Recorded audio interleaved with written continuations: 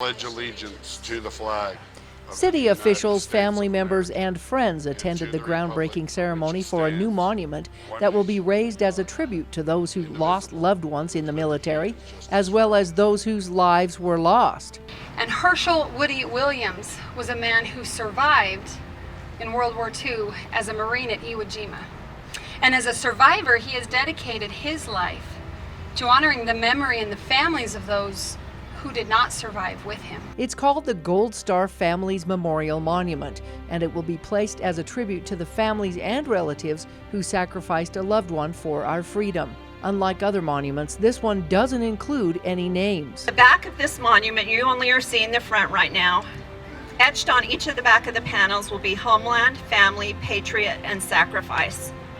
At the center of this tribute is a silhouette of a saluting service member, which represents the legacy of the loved ones who have paid the ultimate sacrifice for our freedom. With gold shovels in hand, Gold Star Families did the honors of a ceremonial groundbreaking. The monument will be a local memorial site and reminder to the Mount family, whose son, Sergeant Brian Cooper Mount, was killed while serving his country in the Army in Syria.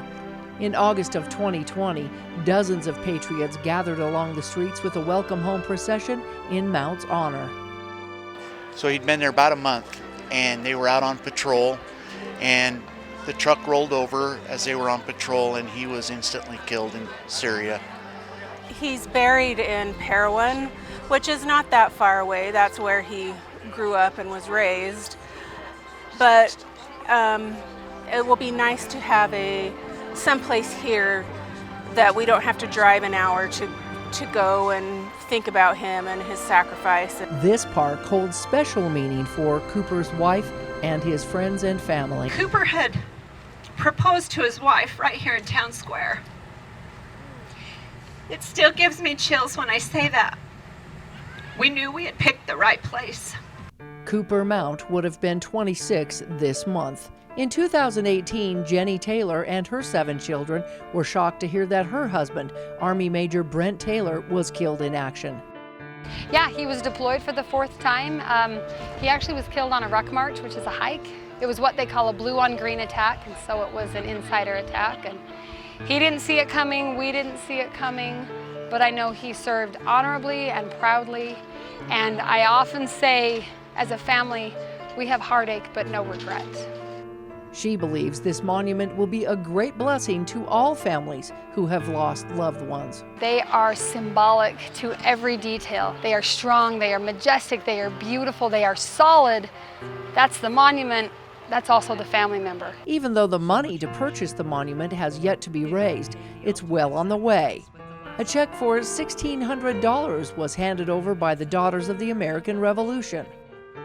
I want to recognize 2 special people, Stephen and Marcia Wade, for giving $10,000, and Lori and Ed Burgess for giving $10,000. The wall itself is going to cost us $60,000. And we're about, like Michelle said, we're about a third there right now. And if we go over, we're using the Brent Taylor Foundation so that we can keep the money here in Utah and do upkeep.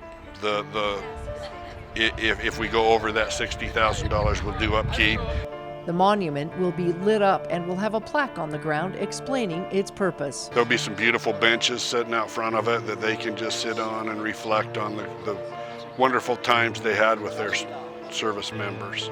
Supporters hope to have the Gold Star Families Memorial Monument in place before Veterans Day. These monuments are a reminder not just of the service member who's willing to die for our country, but the family that keeps them on their feet while they serve.